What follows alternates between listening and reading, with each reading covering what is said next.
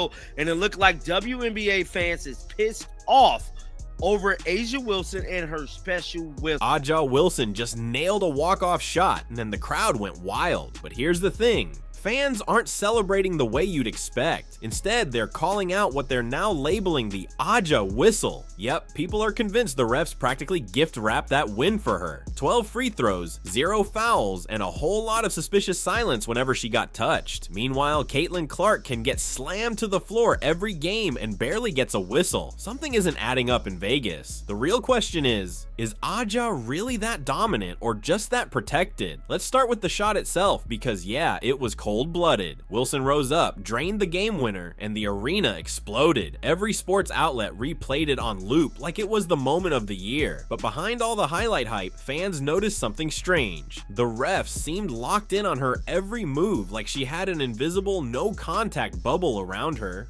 Social media has been buzzing ever since, and honestly, they might be onto something, because this isn't just about one questionable call or one lucky night. It's becoming a trend. Fever fans have been yelling about it since last season, and this latest controversy just added fuel to the fire. It all started in Phoenix. The Aces were in another nail-biter, but the final score doesn't even matter now. All anyone remembers is A'ja getting 12 free throws while wing star Sato Sabali got hacked non-stop and barely touched the line. To make things worse, Sabali ended up injured. Her coach later confirmed she wasn't even in the locker room after the game. That's when the A'ja whistle talk really started heating up. And honestly, after watching how these games play out, it's hard not to see why. 5 fouls. Sabali. Let's give credit where it's due. A'ja Wilson is a phenomenal player. No one's arguing that. But when every tight game somehow ends with her at the free throw line and the opposing team's stars fouled out on the bench, people can't help but raise an eyebrow. Even casual fans, the ones who just started watching the WNBA because of Caitlin Clark, are starting to ask, why does A'ja always seem to get those soft calls? And honestly, they've got a point, because this isn't just about getting favorable whistles. It's about protection. You almost never see A'ja in foul trouble. Her calls rarely get overturned, and somehow she's allowed to play aggressive, full contact defense while others get hit with a foul just for contesting a shot. At that point, it's not just about talent anymore. It starts to look a lot more like privilege. Give the ball to AJ and get out of the way. That's all the play was. Yeah, I feel like in that moment, if a coach has to tell me what to do, I'm not doing my job. And she just drew up a play. It wasn't really even a play. It was simple, nothing flashy, just straight to the point. What you saw, and I'm appreciative that Becky trusts me in those moments. But that's playoff basketball moments. Those are the moments that you live for. So I'm glad I was able to show up. I get on my cars for not just coming to work, so I'm glad I was able to come. Fans on X, yeah, the platform formerly known as Twitter, have been collecting receipts like it's a full-time job. Clips are everywhere, moving screens that somehow don't get called, phantom fouls on her opponents, and the cherry on top, A'ja getting continuation on contact that barely even happened. Let's go through a few examples. First up, A'ja sets a clearly illegal moving screen. Everyone watching sees it. Even the commentators call it out, saying, "That's a foul." But when the whistle blows, it's not on her, it's on the defender. That's how crazy it's gotten. Then there's the rebounding play. The defender boxes out perfectly. A'ja crashes into her, and instead of a foul, the refs call a jump ball. Flip the script though. Same situation with Caitlin Clark or Aaliyah Boston, and it's an instant foul. No questions asked. You really can't make this stuff up. What we have to talk about is the amount of free throws A'ja Wilson is getting off. Not only just the amount of free throws she's getting off, the free throws and the calls that is pretty much garnering her the type of performances like this. She never gets in foul trouble. She gets all her calls. At this point, bro, this is unprecedented. I feel as if Caitlin Clark need this damn whistle. Everybody should be pitching a bitch about A'ja Wilson whistle, because the WNBA was so far in the sunken damn place, no one paid attention to this sport. No one ever watched the first two damn It's gotten so bad that fans are actually comparing it to Deflategate. Yeah, the Tom Brady scandal. That's how absurd this situation looks right now. And if you think it's just bitter Fever fans complaining, think again. Even neutral viewers, and a few Aces fans, believe it or not, are starting to admit, okay, this is getting weird. But here's what really set everything off. After that game-winning shot, the official WNBA account dropped a highlight reel hyping up Aja Wilson's unreal clutch performance. Within minutes, the comments section exploded. Thousands of fans flooded in, half were cheering, "What a shot!" while the other half fired back with, "Of course she hit it. The refs carried her all night." When your own league's highlight post turns into a courtroom debate, that's when you know there's a problem. So let's break it down, because numbers don't lie. Mainstream media, and now people is paying attention.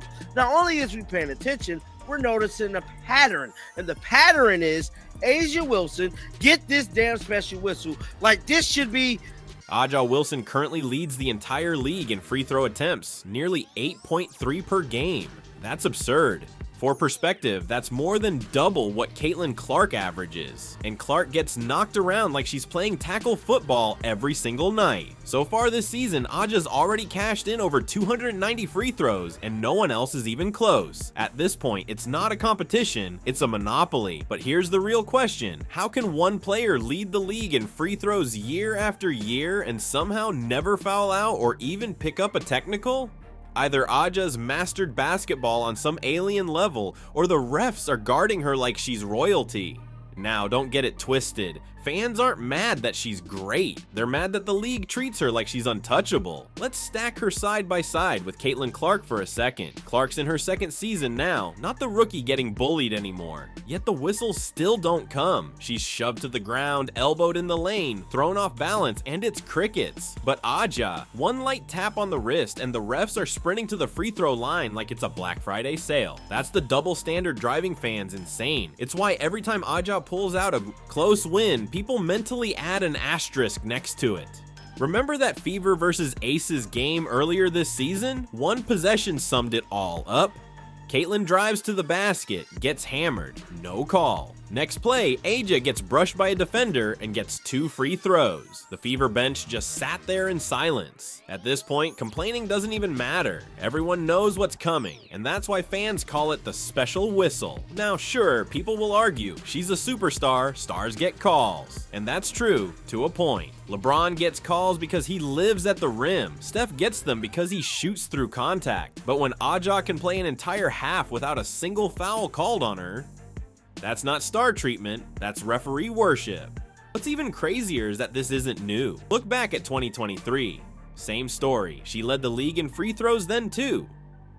Different refs, different teams, exact same outcome. You could predict the box score before the game even started. Wilson with 8 to 12 free throws, Boston racking up fouls, and Caitlin Clark taking 2 free throws after 10 hard hits. Rinse and repeat. And now fans are done staying quiet. Because with the WNBA finally under the national spotlight, this kind of favoritism can't slip under the radar anymore. Before Caitlin Clark showed up, only die-hard fans noticed these patterns. But now, every questionable whistle goes viral in minutes. So if Aja Wilson gets another game with a dozen free throws or a few questionable calls in her favor, you can bet fans will catch it instantly. They'll clip it, post it, and tag everyone from ESPN to Elon Musk. That's just how it works now. Everything's public, everything's under a microscope, and the WNBA can't afford another favoritism controversy, especially not now. The Indiana Fever are driving record-breaking TV ratings, and half of those new viewers already believe the refs are running on an agenda. But here's where things get interesting, because there's a theory floating around that actually makes a lot of sense. The Las Vegas Aces aren't just any team, they're the WNBA's money team. They're loaded with stars, backed by Vegas casinos, and branded as the league's dynasty. They sell tickets, they bring views, they win. So of course the league wants to keep them front and center,